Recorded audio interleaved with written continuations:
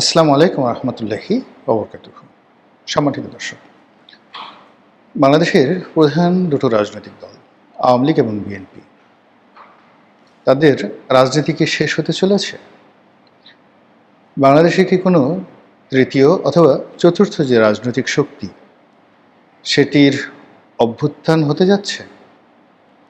অথবা আমাদের দেশে যে একটা উদার গণতান্ত্রিক যে রাজনীতি, যেটিকে পশ্চিমা ধাঁচের ক্যাপিটাল, সেমি ক্যাপিটাল, তারপর সেমি কমিউনিস্ট,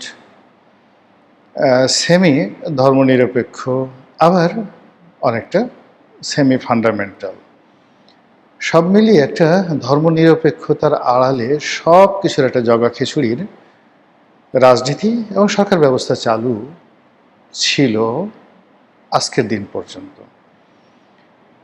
এটা কি আগামীকাল চলবে, নাকি এখানে একটা উগ্র দক্ষিণপন্থা চলে আসবে, নাকি এখানে ঠিক মার্কিন তাবেদার যে রাষ্ট্রগুলো হয় ওইরকম ধাঁচের কোনো রাষ্ট্র আসবে, অথবা আফগানিস্তান, ইরান, তুরস্ক ইত্যাদি রাষ্ট্রসমূহে যে সরকার ব্যবস্থা চলছে, রাজনীতি চলছে, আমাদের দেশেও কি ঠিক সেরকম কিছু একটা শুরু হবে কিনা, এই প্রশ্নটি এখন মারাত্মক আকার ধারণ করেছে।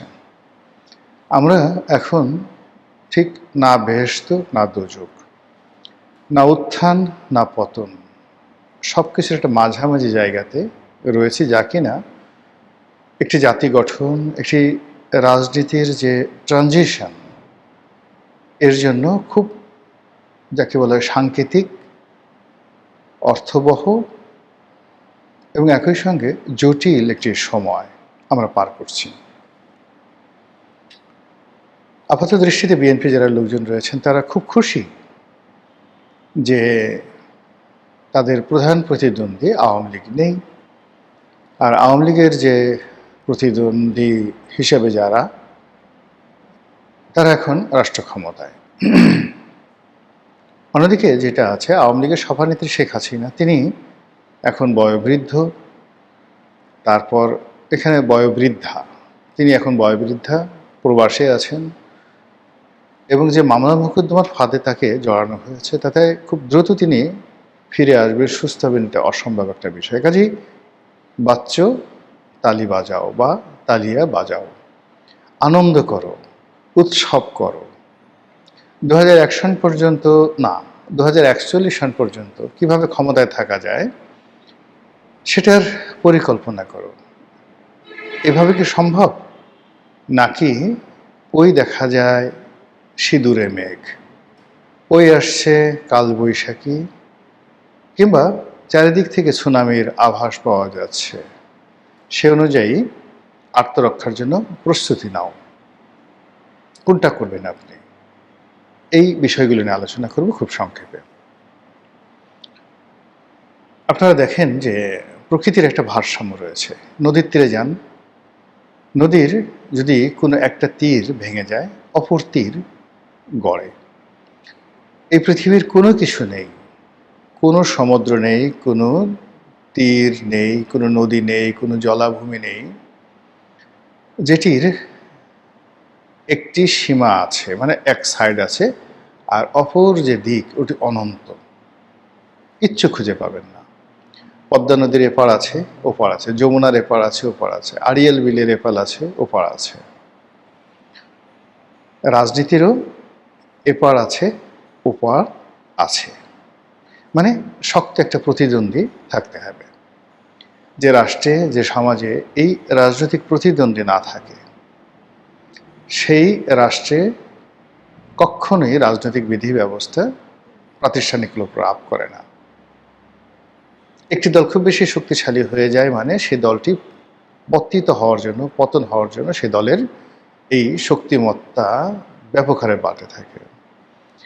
আপনি যদি ইটালির ফ্যাসিজমের চিন্তা করেন, মুসোলিনি অত্যন্ত জনপ্রিয় দল হিসেবে, জনপ্রিয় ব্যক্তি হিসেবে তিনি ক্ষমতায় এলেন, আর সকল রাজনৈতিক প্রতিপক্ষকে শেষ করে দেওয়ার পর তিনি শেষ হয়ে গেলেন চিরতরে।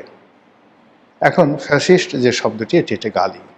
সিমিলারলি ইতালির নাৎসিবাদ অত্যন্ত জনপ্রিয়। এবং অ্যাডলফ হিটলার তিনি যে রাজনীতিতে এলেন জাস্ট লাইক প্রিন্স, মহাকালের সবচেয়ে জনপ্রিয় ব্যক্তি হিসেবে তিনি জার্মানির রাষ্ট্রীয় ক্ষমতায় এসেছিলেন এবং একটি ভঙ্গুর অর্থনীতি, একটি পরাধীন জাতিসত্তা, প্রথম মহাযুদ্ধের পরে জার্মানির যে নির্মম পরাজয়, সেখান থেকে জার্মান জাতীয়তাবাদকে তিনি এমন একটা জায়গাতে নিয়ে গেলেন যে জার্মানির লোক তাকে মাথায় করে ডাকছিল। সেই তিনি হঠাৎ করে প্রতিদ্বন্দ্বী দমন করার নামে যে তাণ্ডব শুরু করলেন, সেই তাণ্ডবে সারা পৃথিবী তছনছ হল। তিনি আত্মহত্যা করলেন, তার দল চিরতরে শেষ হয়ে গেল। তো সেই দিক থেকে আমাদের বাংলাদেশে এই যে মানে প্রতিপক্ষকে দমন করার যে কালচার, এটা শুরু হয়ে গেল এরশাদ জামানা থেকে। এরশাদ ক্ষমতা এসে বিএনপি ভাঙলেন, আওয়ামী লীগ ভাঙলেন, সবশেষে নিজে ভেঙে চুরমার হয়ে গেলেন। এখন জাতীয় পার্টি রংপুরে আছে, গাইবান্ধাতে আছে, নাকি বনানীতে আছে, আপনাদের খুঁজতে হবে। এরপর আপনি ধরুন 2001 সনে বিএনপি ক্ষমতায় এলেন। ওই সময়টাতে জঙ্গিবাদ বাড়ল, 21শে আগস্টের গ্রেনেড হামলা হলো, আওয়ামী লীগ তছনছ হয়ে যাওয়ার উপক্রম হলো। বিনিময়ে একাগার এলো বিএনপি, সেই যে তার উপর যে জুলুম নির্যাতন অত্যাচার শুরু হলো, যার ফলে 17টি বছর এই দলটি ক্ষমতার বাইরে। এখান থেকে আওয়ামী লীগ কোনো শিক্ষা নিল না। তারা ক্ষমতায় আসার পর বিএনপিকে ভাঙার চেষ্টা করলো, আবার প্রতিদ্বন্দ্বী সরানোর চেষ্টা করলো। বিএনপির যে সভানেত্রী বা চেয়ারপারসন বেগম খালেদা জিয়া, মনে করা হলো যে তিনি থাকবে না তো বিএনপি থাকবে না, তাকে শেষ করে দেওয়ার জন্য সব চেষ্টা আওয়ামী লীগ করল। ওই সময়টাতে বাংলাদেশে অনেকেই বলেছেন, তার মধ্যে আমিও বলেছি, লিখেছি এবং বলেছি। কোটি কোটি মানুষ তার সাক্ষী। আমি সেই কালা পাহাড় ধলা পাহাড়ের গল্প দিয়ে প্রধানমন্ত্রী, তৎকালীন প্রধানমন্ত্রীকে বোঝানোর চেষ্টা করেছি, খালেদা জিয়ার পতন হলে আপনারও পতন হবে। খালেদা জিয়া যদি মারা যায় আপনি বেঁচে থাকবেন না। এর কারণ হলো যে আপনি নিজেকে যতই শ্রেষ্ঠ মনে করেন, আল্লাহ সবসময় করে কি সমসাময়িক সেম যোগ্যতার লোক দিয়ে দেয় পৃথিবীতে এবং একটা দেশে। এখন তারেক রহমান সাহেব আছেন প্রধানমন্ত্রী, তার সাথে শফিকুর রহমান 19-20 পার্থক্য। তারেক রহমানের সাথে যারা আছেন, আপনি ধরেন নুরুল হক নুরু আছেন, ববি হাজ্জাজ আছেন, পার্থ আছেন, সানি আছে, ওনার এপিএস, মাহাদি আমিন আছে, তারপরে যাকে বলা হয় মাহাদি আমিনের সাথে হুমায়ুন কবির আছে। এদেরকে যদি আপনি ধরেন ক্ষমতার বলয়, এর অপোজিটে জামাতের সাথে ডক্টর মাসুদ, এনসিপি নাহিদ, সার্জিস, তারপর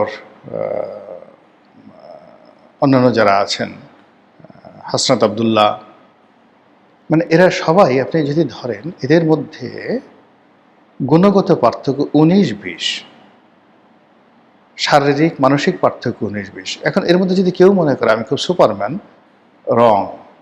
আল্লাহ এইভাবে সিলেক্ট করে দেয়, এভাবেই প্রকৃতি তৈরি হয়। যখন পৃথিবীর সব মানুষগুলো একসাথে তৈরি হয়, আপনি চিন্তা করেন জুলিয়াস সিজার যখন ছিলেন তখন পম্পে দি গ্রেট ছিলেন, তখন ক্রেশাস দ্য গ্রেট ছিলেন।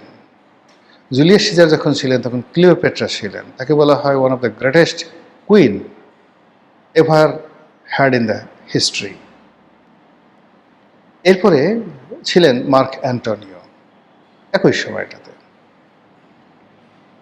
আলেকজান্ডার যখন ছিলেন তখন পুরু ছিল, চন্দ্রগুপ্ত মৌর্য ছিল, চাণক্য ছিল এই আমাদের ভারতবর্ষে। এরপর পারস্যে তৃতীয় দারায়ুস ছিলেন। ফলে তিনি যে জয়লাভ করেছিলেন এত সহজ ছিল না। তার প্রায় সমপর্যায়ে রাজনৈতিক নেতৃবৃন্দ ছিলেন।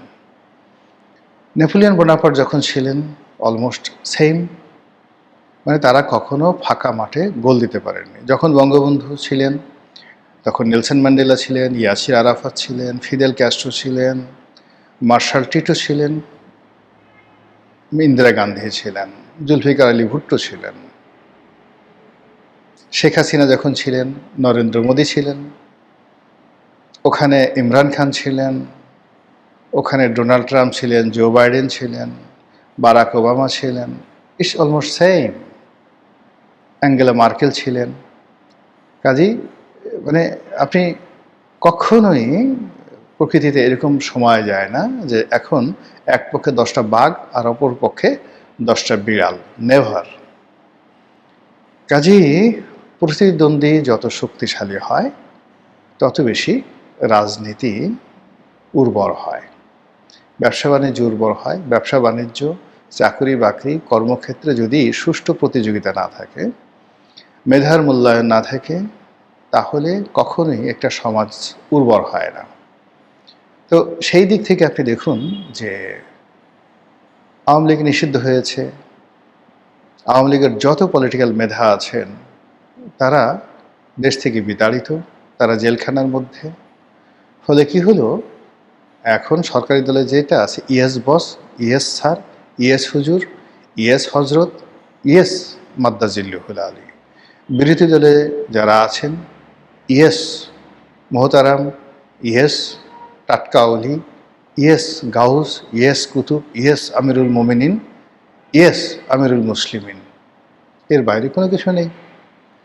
উল্টো কি আছে, 1 2 3 4, তিনের চালে কৌয়া। এগুলো নিয়ে আবার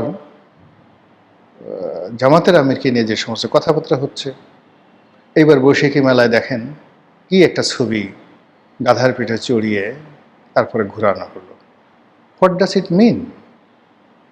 যা কিছু হচ্ছে এটি দুটো রাজনৈতিক দল এখন তাদের যে স্ট্যান্ডার্ড আছে সেই স্ট্যান্ডার্ডের জায়গাতে একেবারে বিলি স্ট্যান্ডার্ডে চলে আসছে। একসময় জামায়াত ইসলামী রাজনীতি করত মুসলিম লীগের সঙ্গে, জামায়াত ইসলামী রাজনীতি করত আওয়ামী লীগের সঙ্গে, বিএনপির সঙ্গে, ভরা মাঠে গোল দিত। এখন তাকে রাজনীতি করতে হচ্ছে এনসিপির সঙ্গে, তাকে রাজনীতি করতে হচ্ছে তারেক রহমান সাহেবের সঙ্গে। আবার বিএনপির যে রাজনৈতিক নেতৃত্ব, সেই রাজনৈতিক নেতৃত্ব তারা ফুল মাঠে, ভরা মাঠে গোল দিয়েছে। ক্রিকেট খেলা যদি ধরেন, একদিকে ইংল্যান্ড অথবা অস্ট্রেলিয়া অথবা ভারত অথবা পাকিস্তানের মতো দল ব্যাটিং করছে, আর তার মধ্যে তারা গোল দিয়ে বিজয়ী হয়েছে।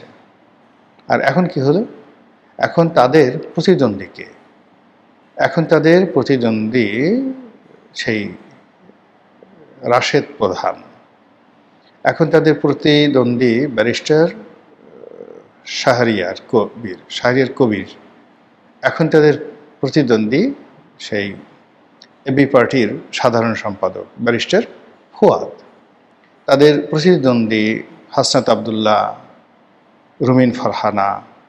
এদের ভয়ে তারা সবাই তটস্থ। যেখানে একটা সময় সরকারি বিরোধী দল, তাদের মধ্যে হতো কি, একদিকে সুরঞ্জিত সেনগুপ্ত, একদিকে তোফায়েল আহমেদ, একদিকে আমির হোসেন আমু, অন্যদিকে ব্যারিস্টার জমিরুদ্দিন সরকার, মদুদ আহমেদ, সালাউদ্দিন কাদের চৌধুরী।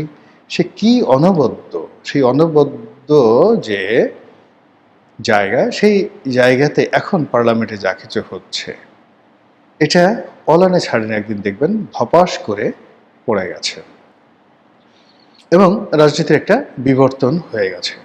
সেই বিবর্তনে যদি বিএনপি টিকে যায়, তাহলে জনাব তারেক রহমান সাহেব হবেন সিলভিও মুসুভেনি, তার মতো প্রেসিডেন্ট, ইন্দোনেশিয়ার প্রেসিডেন্ট সুহার্তোর মতো, অথবা ধরুন পাকিস্তানের সেই কার মতো বলবো, নওয়াজ শরীফের মতো, এরকম হবেন। আবার যদি তিনি ফেল করেন, এখানে আরেকটা রেভলিউশন হবে। সেই রেভলিউশনে হাসনা, সার্জিস এদের নেতৃত্বে নয়, এদের চেয়ে আরও ছোট, বিশ্ববিদ্যালয়ে ফার্স্ট ইয়ারে পড়েন, সেকেন্ড ইয়ারে পড়েন, এইরকম লোকজন নেতা হয়ে যাবেন।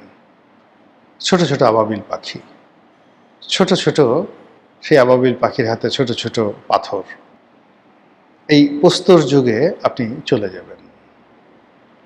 জামাতের নেতৃত্বে যদি একটা ইসলামী বিপ্লব হয়, তাহলে আপনার সেই সপ্তদশ শতাব্দীতে আবু ওহাব নজদি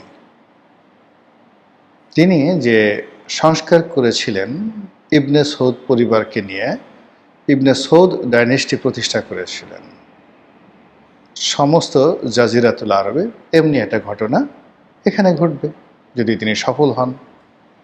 আর যদি জামাত ব্যর্থ হয়, তাহলে এখানে মুরসির মতো ঘটনা ঘটতে পারে, অথবা মোল্লা ওমরের মতো ঘটনা ঘটতে পারে, ইত্যাদি নানা কিছু।